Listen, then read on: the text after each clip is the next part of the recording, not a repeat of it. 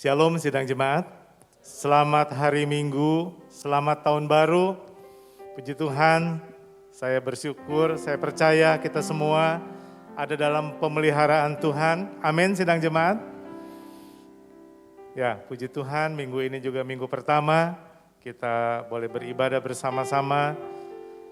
Itu adalah berkat Tuhan yang luar biasa. Mari sidang jemaat, saya undang kita semua bangkit berdiri. Kita mau menyerahkan ibadah kita ke dalam pimpinan Tuhan. Mari kita satu dalam doa. Segala puji hormat bagi kemuliaan nama-Mu Bapa. Kami berterima kasih buat kasih Tuhan, buat berkat Tuhan yang luar biasa. Kalau di tahun 2022 ini kembali, kami berkesempatan kembali Tuhan menikmati berkat Tuhan, kasih-Mu Tuhan dalam ibadah bersama. Oh Tuhan, biarlah Engkau hadir di tengah-tengah kami, baik di ruangan ini, baik juga jemaat-Mu yang beribadah di rumah masing-masing. Tuhan melawat pribadi lepas pribadi, Tuhan tahu setiap kami Tuhan.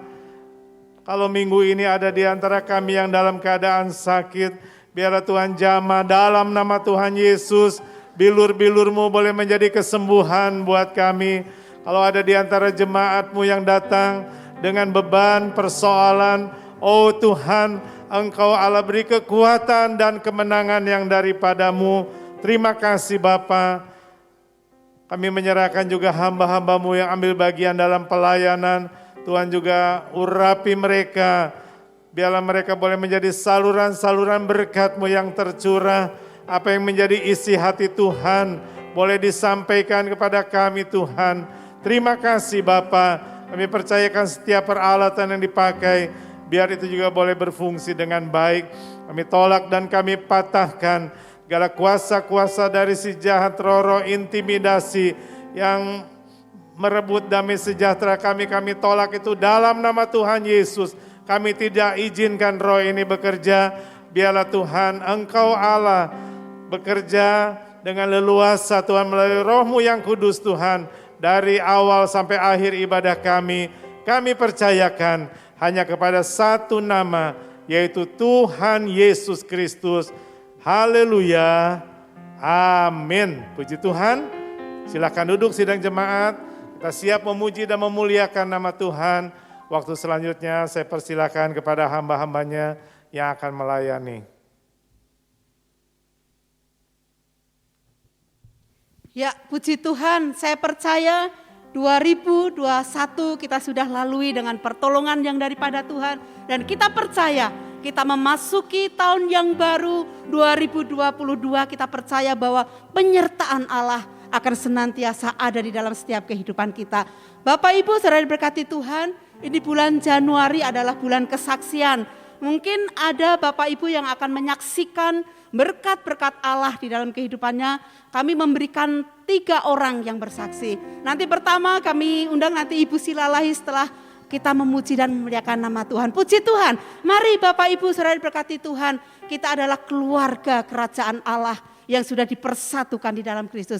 Oleh sebab itu mari kita mau beri pujian kita mau beri hormat kepada Allah kita yang duduk di takhta. Semua kami undang, kita sama-sama bangkit berdiri, kita akan naikkan satu pujian kita. Beri puji, beri hormat bagi Yesus yang duduk di takhta. Haleluya.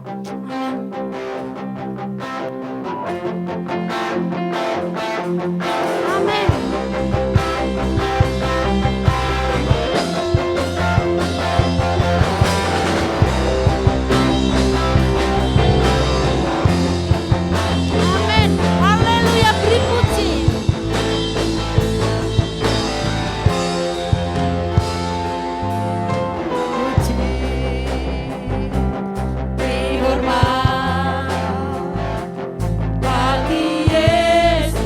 Yang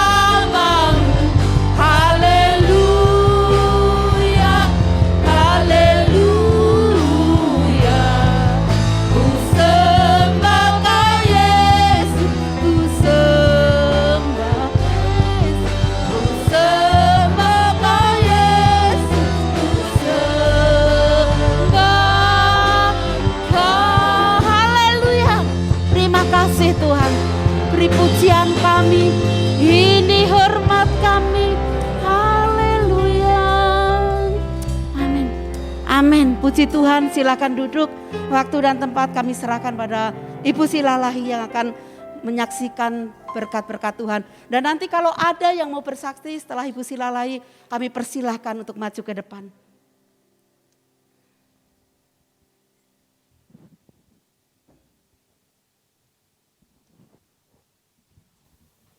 Shalom, puji Tuhan. Selamat tahun baru buat kita semua, jemaat Shalom yang ada di tempat ini, dari kami keluarga Bapak Silalahi dan Ibu. Kami bersyukur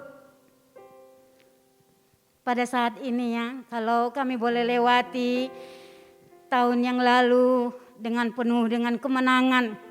Penyertaan Tuhan luar biasa bagi kami.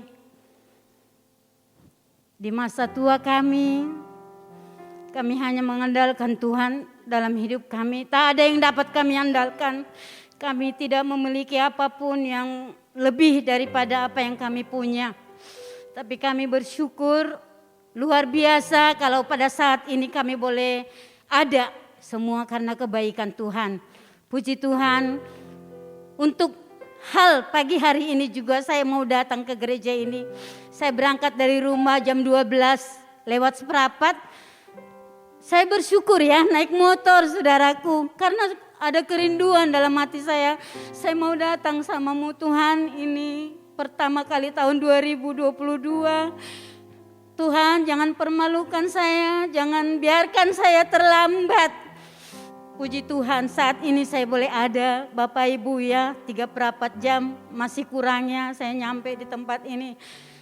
Itu luar biasa saya boleh rasakan, saya hanya doa sepanjang jalan tadi naik motor saudaraku.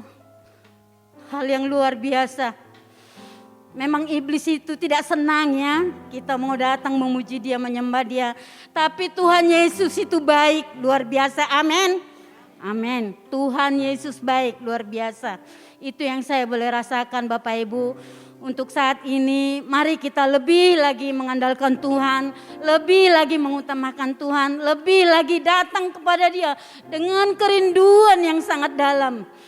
Sebab bagi Tuhan tiada yang tersembunyi. Ini menjadi kesaksian saya, puji Tuhan. Kalau kami boleh sehat, suami istri, anak-anak, cucu, menantu semua dalam keadaan sehat.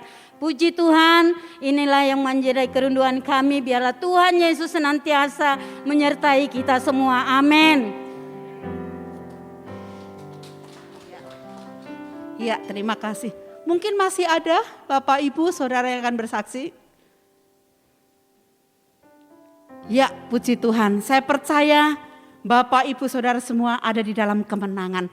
Apapun keadaan kita, meskipun dikatakan masa ini adalah masa yang sulit, tapi kita percaya ketika kita andalkan Yesus, kemenangan ada di pihak kita. Bukan kuat gagah kita, tetapi itu adalah karya Allah di dalam setiap kehidupan kita. Mungkin sekarang belum mau bersaksi, tetapi minggu depan Bapak Ibu bisa mempersiapkan. Mari kita mau bersama-sama bangkit berdiri, kita mau siapkan hati kita untuk kita boleh terima kebenaran firman Tuhan. Biarlah Yesus yang harapan kita. Amin.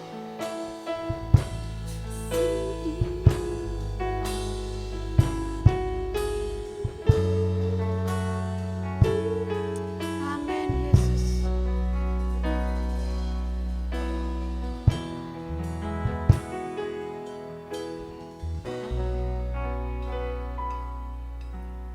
Hanya Kau Tuhan di hidupku. Kau berikan hidup yang baru. Darah-Mu menyucikan, pulihkan hatiku. Ku nyatakan Kaulah segalanya. Engkaulah sumber pengharapan. Kuasa-Mu sanggup menyembuhkan. Jiwaku pun berserah hanya kepadamu.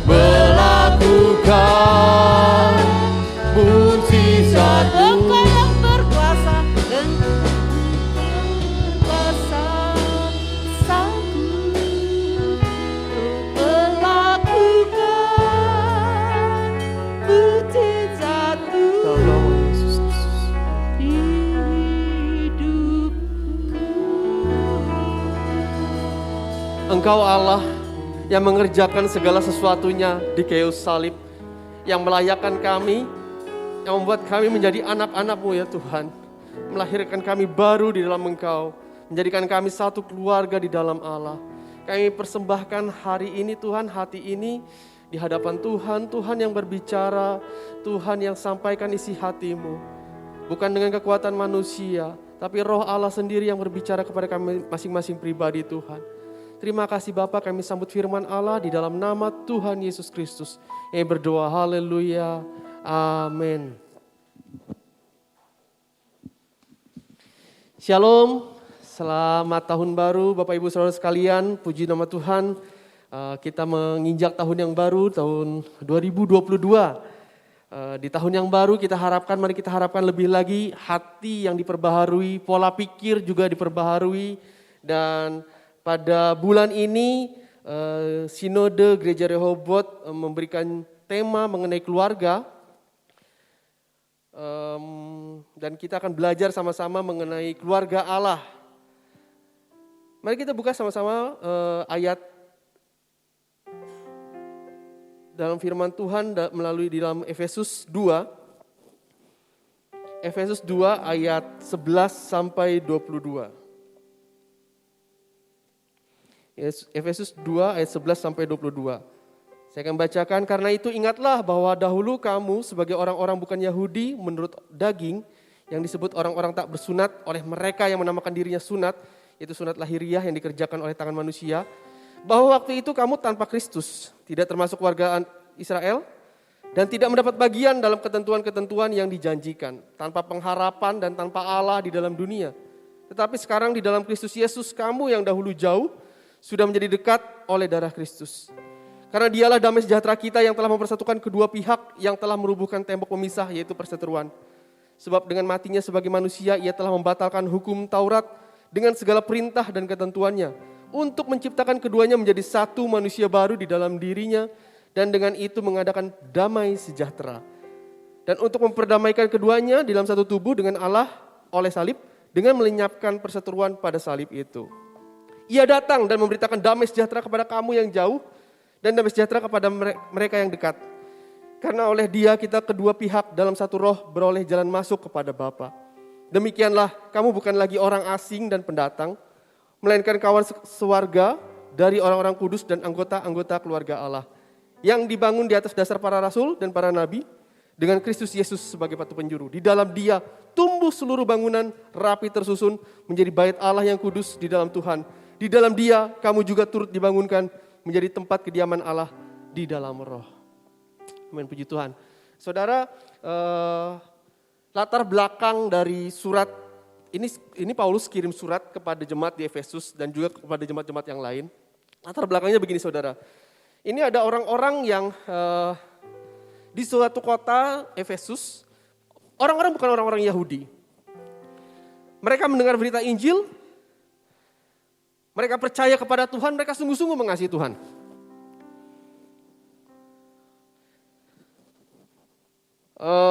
Mereka dulunya penyembah berhala, bahkan dituliskan mereka ini praktek sihir, perdukunan, okultisme, itu hal yang biasa di kota ini.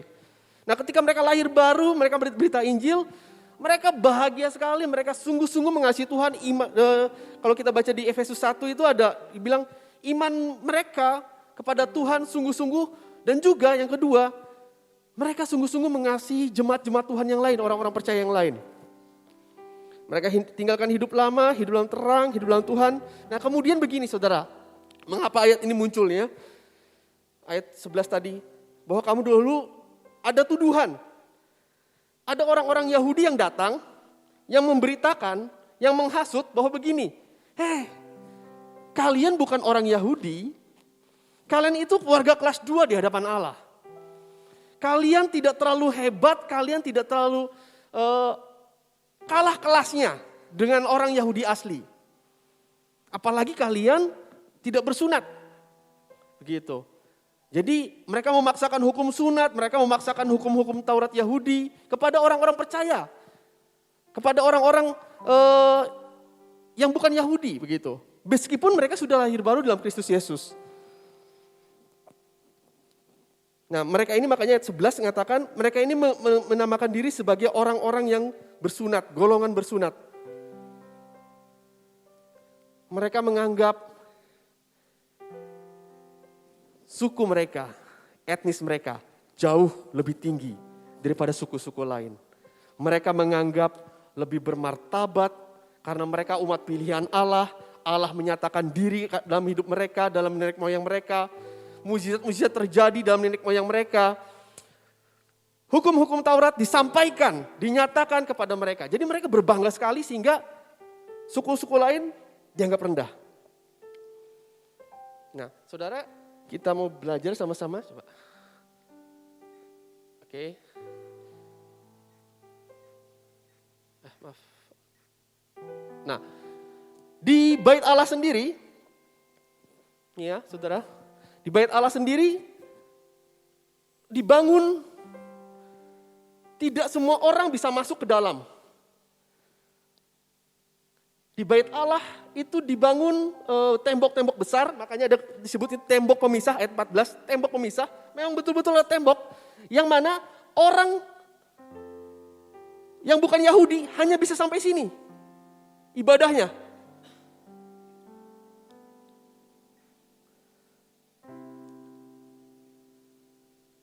Orang-orang bukan Yahudi, Gentiles itu hanya sampai di luar. Halaman di dalam, para wanita hanya bisa sampai sini. Para pria baru bisa sampai sini. Di sini para imam dan imam besar baru bisa sampai ke dalam. Nah, saudara bayangkan bila saudara kita sampai hari ini terjadi seperti itu. Kita ibadah, saudara, gak boleh masuk gereja nih, karena gak ada orang Yahudi kan di sini kan. Kita ibadah di parkiran, hanya boleh masuk sampai parkiran. Memang itu yang terjadi. Hanya boleh sampai parkiran. Hanya boleh sampai di luar. Betapa menyedihkan ya kalau ibadah seperti itu ya. Dan di tembok ini ditulis, memang ada tulisannya, ancaman. Ancaman seperti ini. Orang non-Yahudi tidak boleh masuk ke dalam, hukumannya mati. Yang kedua, apabila ada orang Yahudi yang membawa orang bukan Yahudi masuk ke dalam, hukumannya mati. Ini yang terjadi pada Paulus di dalam Kisah Para Rasul. Saya akan bacakan dengan singkat. Kisah Para Rasul ayat 21. Kisah Para Rasul 21 ayat 27. Saya akan bacakan. Ketika masa 7 hari itu sudah hampir berakhir, orang-orang Yahudi yang datang dari Asia melihat Paulus di dalam bait Allah. Lalu mereka menghasut rakyat dan menangkap dia. Sambil berteriak, hai orang-orang Israel, tolong, inilah orang yang di mana-mana mengajar semua orang untuk menentang bangsa kita dan menentang hukum Taurat dan tempat ini. Dan sekarang ia membawa orang-orang Yunani pula ke dalam bait Allah dan menajiskan tempat suci ini. Sebab mereka telah melihat Trofimus dari Efesus sebelumnya bersama-sama dengan Paulus di kota. Dan mereka menyangka bahwa Paulus membawa dia ke dalam bait Allah. Ini saudara, begitu keras, begitu tegas, begitu bangga, begitu sombong, begitu congkak, sehingga tidak boleh ada orang lain beribadah kepada Allah kami. Gitu. Ini saudara bayangkan, jadi ketika ada orang, misalnya kita menempatkan diri ya, orang datang, kita datang, dengan hati yang hancur, kita punya permasalahan besar, kita punya kegagalan demi kegagalan. Kita datang sama Tuhan, oh Tuhan, aku mau datang beribadah ke bait Allah-Mu di Yerusalem.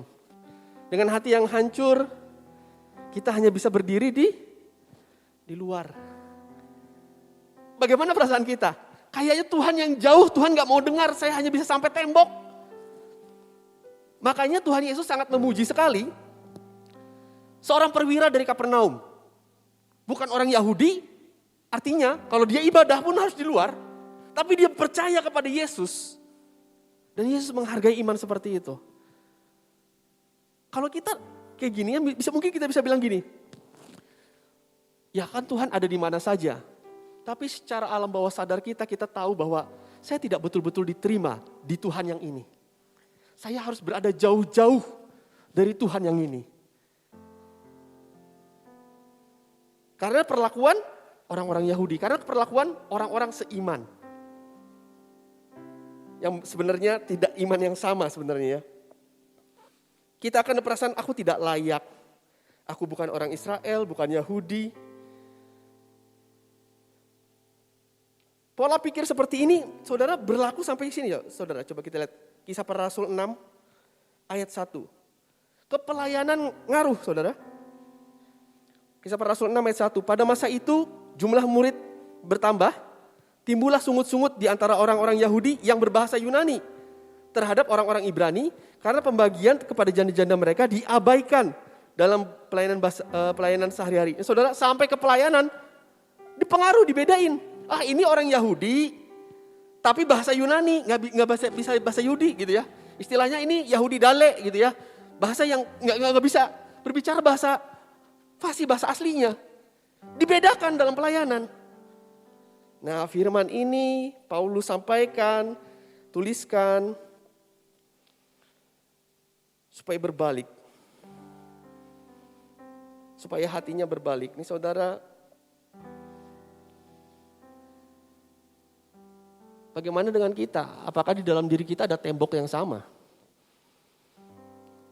Tembok tuh yang bilang kayak gini, etnis saya, suku saya jauh lebih tinggi daripada suku-suku yang lain. Lebih hebat, lebih bermartabat, lebih beradab. Itu tembok yang sama. Diskriminasi, rasisme terhadap suku-suku lain. Suku kita lebih tinggi. Bagaimana kita melihat orang-orang yang beda suku sama kita, beda etnis sama kita. Warna kulitnya beda, bahasanya beda. Kita sedang bangun tembok terhadap orang lain. Nah, ini mengerikan saudara. Sampai ditulis di Alkitab berarti ini hati-hati dengan sikap hati kita yang salah seperti ini.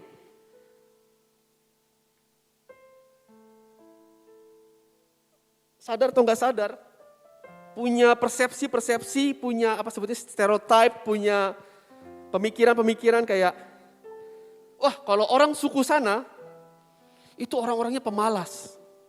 Kalau orang suku-suku sini, itu orang-orangnya tukang kawin cerai. Kalau orang-orang suku sana, itu orang-orangnya keras. Orang suku itu hatinya jahat, orang suku ini orangnya pelit. Orang suku anu, loba gaya, duit. Nah itu punya persepsi-persepsi itu. Meskipun kita melihat orang ini adalah orang percaya. Tapi karena sukunya berbeda. Ada benteng itu yang dibangun. Nih saudara, ini firman Tuhan loh, bukan buatan manusia. Tuhan mau mengingatkan hari ini. Kita mulai sesuatu yang baru dengan cara pandang yang baru terhadap umat Tuhan.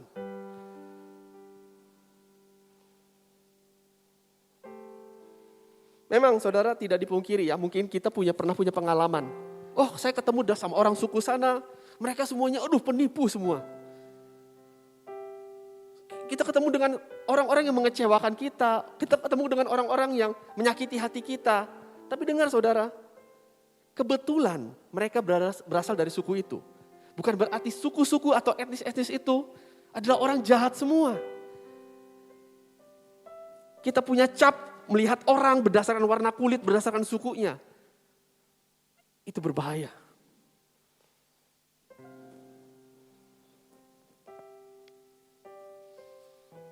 Ayat 14 katakan, karena dialah damai sejahtera kita yang telah mempersatukan kedua pihak dan telah merubuhkan tembok pemisah, yaitu perseteruan. Kalau Kristus merubuhkan tembok pemisah, tidak ada lagi orang Yahudi, tidak ada lagi orang non-Yahudi. Apakah kita punya bangun tembok itu? Apa yang sudah Kristus rubuhkan malah kita bangun di dalam diri kita. Saudara, yuk mari kita benar-benar melihatnya dengan cara Tuhan melihat. Suku kita bukan yang terbaik, semua suku membutuhkan Kristus. Semua suku, semua etnis, makanya sebutnya semua bangsa akan mengaku. Ya karena perlu pengakuan itu kita membutuhkan. Bukan karena orang Yahudi dipilih Tuhan, itu bukan karena mereka hebat, bukan karena mereka besar, karena pintar, enggak. Itu kasih karunia, betul-betul kasih karunia. Nah kita juga gitu ya, apabila kita melihat lingkungan keluarga kita atau segala macam punya kelebihan-kelebihan, itu kemurahan Tuhan. Toh ada juga orang-orang yang melenceng dari suku kita kan, ada juga yang melenceng. Tidak semua orang dari suku kita benar semua. Kemurahan Tuhan yang membuat kita bisa berjalan untuk hidup benar.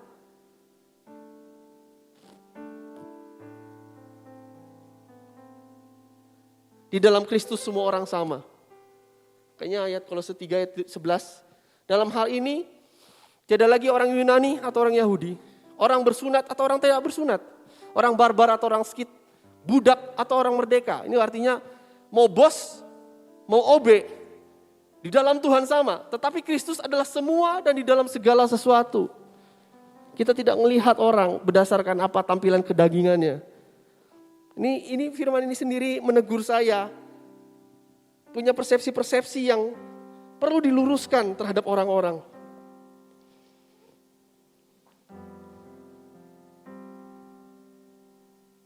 Mari ambil keputusan. Yang pertama hari ini ialah kita mau melihat semua orang sama di dalam Kristus. Sama, saudara. Bertobat, saudara. Bertobat kalau kita ngerasa suku kita paling hebat. Bertobat, keras kepala. Jauhkan pikiran kayak gitu. Bertobat saudara, mari sama-sama bertobat.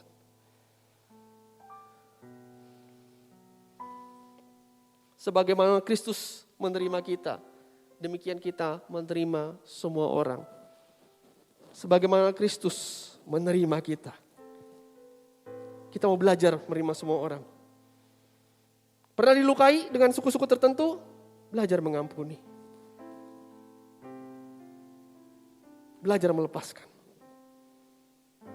Belajar melihat dengan cara Kristus.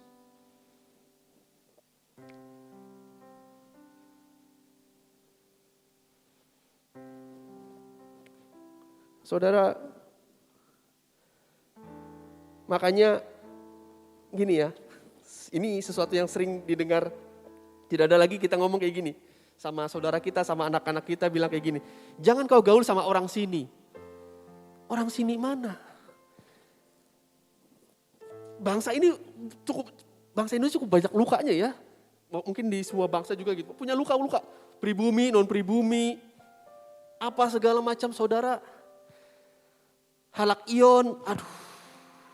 Seolah ya itu tuh sebuah kebanggaan di mana kita lebih tinggi dari suku lain.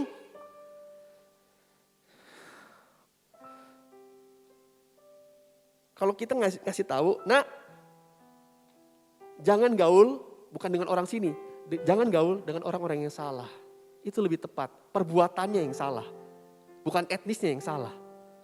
Nah, jangan gaul dengan orang-orang yang ngajak kamu bolos. Kalau dibilang, nah kamu jangan gaul sama orang sini. Kamu gaulnya sama orang-orang Batak aja. Lah kalau orang Bataknya ngajak gak bener, diikutin gitu. Nah begitu saudara, cara kita melihat, mari kita ubah. Kristus telah merubuhkan itu semua, kita belajar terima.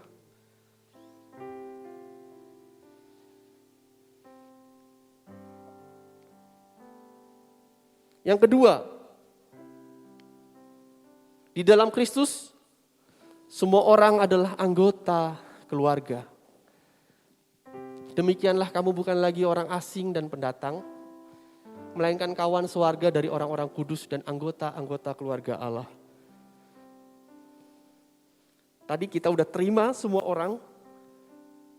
Kita terima semua orang. Yang kedua, kita berlaku sebagai keluarga kerajaan Allah. Keluarga. Nah, kalau keluarga ini berbeda jauh lebih, langkahnya lebih jauh lagi. Kalau yang pertama tadi kita udah gagal, kita nggak mungkin anggap orang lain keluarga.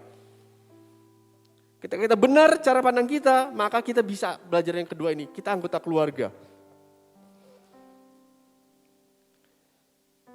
Beda suku, beda bahasa, warna kulit, warna rambut, bentuk tubuh, menjadi keluarga kita. Nah sekarang gini, di skala yang lebih kecil, apakah kita sungguh percaya bahwa setiap kita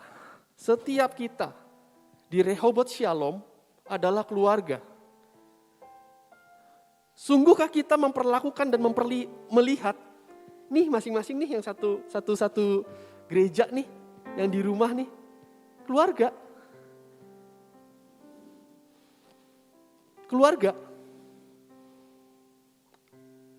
Anggota keluarga rohani. Apa tandanya? Apa buktinya?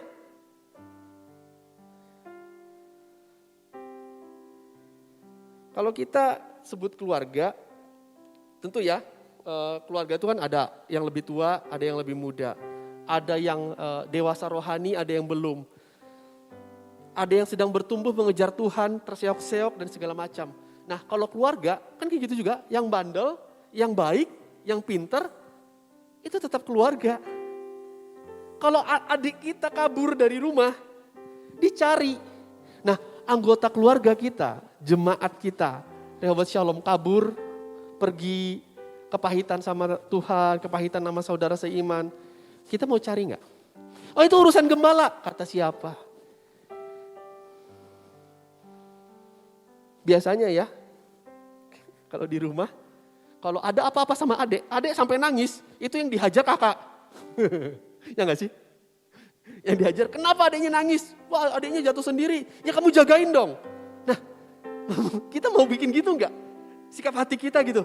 Kalau ada saudara kita yang udah melenceng, bukan diomongin, bukan disindir di medsos. Dikejar, dicari, ditanyain kabarnya, dikunjungi rumahnya. Bukan digosipkan. Itu kita berlaku sebagai keluarga. Dicari sampai dapat, sampai ketemu. Masa ada keluarganya hilang, dibiarin gitu ya. Nyasar, hilang, kecelakaan atau apapun gak peduli. Nah ini kita mau belajar sama-sama saudara. Belajar sama-sama. Memperlakukan sebagai saudara seiman. Enak ya nyanyinya, kau saudaraku, kau sahabatku. Tiada yang dapat memisahkan kita. Wah kita perlu betul-betul merenungkan sebenarnya omongan kita benar gak di hadapan Tuhan kayak gitu ya. Nyanyi dalam gereja tapi kita tidak akui, tidak kita imani, kita tidak lakukan. Apabila kita berada dalam keluarga, kita mengaku bahwa jemaat Tuhan adalah keluarga, maka kita akan menikmati waktu bersama. Gak pengen cepat-cepat pulang. Meskipun ya karena keadaan kita harus cepat pulang dan segala macam. Tapi pada dasarnya ada hati yang pengen selalu bersekutu. Nah kalau ada orang-orang yang kita hindari, nah berarti ada hati yang salah tuh di situ. Menghindar dari pertemuan-pertemuan jemaat. Sebagai keluarga kita saling menguatkan, saling menghibur, saling menasihati. Nah kalau kita sebagai keluarga, nggak ada tuh, saya datang, saya ibadah, saya pulang. Nggak ada kayak gitu. Urusan mereka lah. Yang penting gak ganggu hidup saya. Kristus menebus kita supaya kita menjadi satu keluarga dan kita menolak apa yang Allah kerjakan. Ya, hati-hati saudara. Karena di mana ada orang menjauhkan diri dari persekutuan, menjauhkan diri dari keluarga, biasanya itu selalu terjadi ketidaknormalan. Orang-orang yang lari dari komunitas, orang-orang yang lari dari keluarga, ini saudara ada sebuah eksperimen, saya pernah lihat. Bayi-bayi dikumpulkan. Bayi-bayi ini hanya diberi susu, diganti popok, dimandiin sama suster, tapi gak diajak ngobrol. Melenceng saudara, ada tidak normal. Secara psikologisnya, secara komunikasi segalanya gak normal. Nah demikian juga kita ini manusia roh. Tidak berkumpul dengan saudara seiman, tidak berkumpul dengan keluarga rohani, melenceng. Cuman kita gak sadar doang, itu aja. Kita ngerasa masih ibadah, masih saat teduh dan segala macam. Tapi kita sudah menjauhkan diri dari keluarga rohani, sedang terjadi masalah. Sedang terjadi masalah. Izinkan Tuhan hari ini ingatkan bahwa kita membutuhkan keluarga rohani. Makanya tidak pernah ada dalam kekristenan untuk diajarkan untuk menyendiri terus-terusan bermeditasi di goa bertahun-tahun, gak pernah ada. Selalu disuruh jangan menjauhkan diri pertemuan ibadah, selalu kayak gitu. Yesus paling lama berapa? 40 hari dia menyendiri berpuasa. Udah itu balik. Yohanes Pembaptis di padang gurun balik.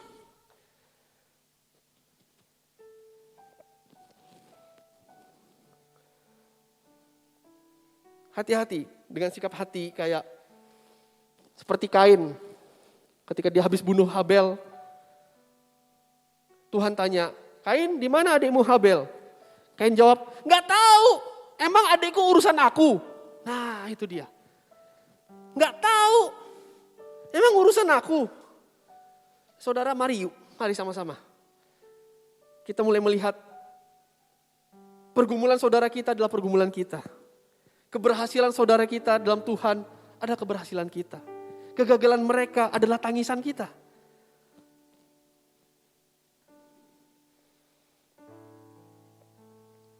Kita peduli bukan hanya sekedar tahu info. Oh, keluarga ini pindah ke sana. Oh, keluarga itu sedang bergumul keuangan. Oh, keluarga itu sedang jatuh dalam hubungan keluarga yang gak beres dan segala macam. Bukan hanya sekedar tahu info, tapi turut ambil bagian. Turut menangis. Nah, sampai kepada titik menangis ini emang saudara perlu kita setiap hari ingatkan diri. Aku adalah keluarga Kristus. Hari ini kita perjamuan kudus. Menjadi satu tubuh dalam Kristus. Bagian mana bila tubuh kita terluka, kaki kita kesandung, tangan asik-asik aja. Enggak, pasti turut terlibat. Membereskan, memperbaiki. Saudara, mari kita melihat kembali hubungan kita sebagai jemaat Tuhan sama keluarga Tuhan dengan cara yang benar. Kita menolong, kita membantu. Mari kita berfungsi.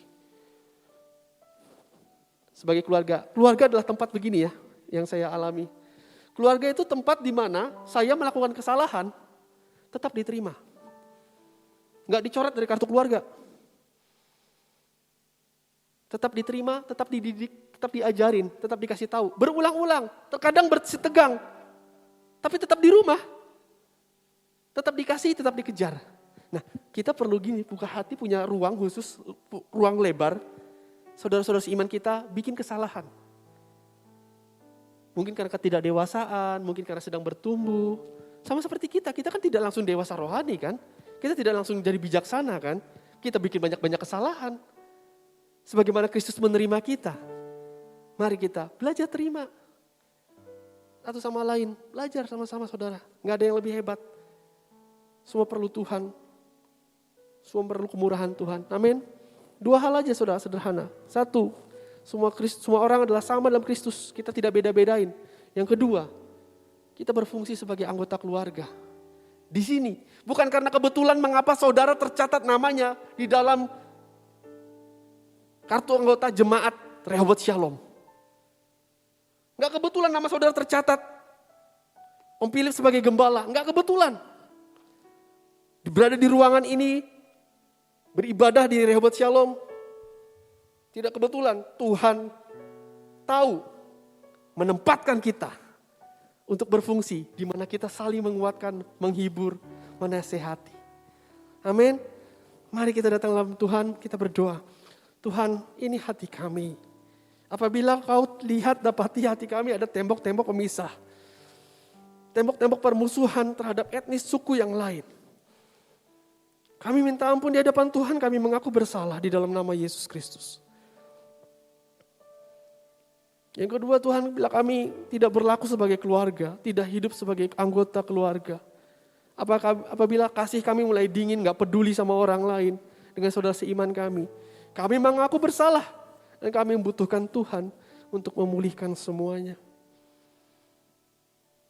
Di dalam nama Yesus Kristus firman Allah yang sederhana ini kau materaikan, Tuhan berbicara, terus Tuhan, sampai kami menjadi pelaku firman Tuhan yang sungguh. Terima kasih Bapa, segala hormat kami, pujian kami, bagi Engkau Yesus, dan Roh Kudus akan sempurnakan kehidupan kami terus menerus. Dalam nama Yesus Kristus kami berdoa, haleluya, amin. Tuhan Yesus memberkati. Terima kasih Bapa. Tuhan memberkati keluarga demi keluarga. Sidang jemaat pribadi lepas pribadi, Tuhan berkati, persatukan kami menjadi satu keluarga Kristus. Oh Tuhan, gereja Rehoboth Shalom Tuhan, kami mau Tuhan saling mengasihi satu dengan yang lain. Tuhan memberkati sekali lagi seluruh sidang jemaat-Mu Tuhan. Berkati juga Tuhan jemaat-Mu yang berulang tahun di bulan Desember. Oh Tuhan, biarlah semakin usia kami bertambah, semakin juga kami bertambah-tambah di dalam iman percaya kami, di dalam pengiringan kami, pelayanan kami Tuhan, setia mengiring Engkau. Terima kasih Bapa, Tuhan memberkati dalam segala usaha pekerjaan sidang jemaat-Mu. Tuhan juga memberkati Tuhan anak-anak mereka, baik yang sekolah maupun sudah kuliah. Tuhan berkati, beri hikmat akal budi yang daripada-Mu, sehingga mereka juga boleh berhasil karena pertolongan Tuhan.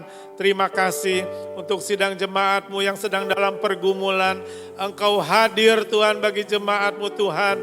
Engkau sumber kekuatan mereka Tuhan. Terima kasih Bapa, segala puji hormat bagi kemuliaan nama Tuhan. Memberkati juga setiap tangan-tangan yang mengembalikan apa yang menjadi milik Tuhan. Memberkati setiap tangan-tangan yang mengembalikan, oh Tuhan, melalui persembahan dan persepuluhan. Biarlah firman Allah digenapi dalam kehidupan sidang jemaat-Mu. Terima kasih, berkati hamba-hamba-Mu yang sudah melayani. Tuhan, pakai terus lebih hari lebih heran bagi kemuliaan nama Tuhan.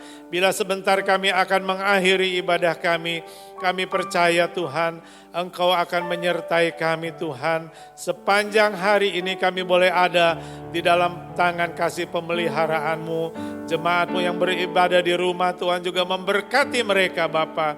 Terima kasih Bapa, di dalam nama Tuhan Yesus kami berdoa dan kami mengucap syukur. Sekarang sidang jemaatku yang kekasih, di akhir dari ibadah kita pada minggu ini, terimalah berkat yang berasal dari Tuhan kita Yesus Kristus.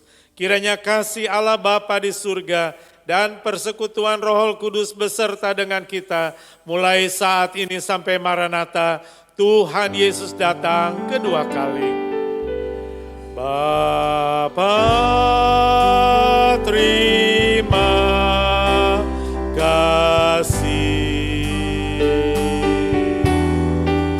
Bapa, terima kasih. Bapa di dalam surga, ku berterima kasih.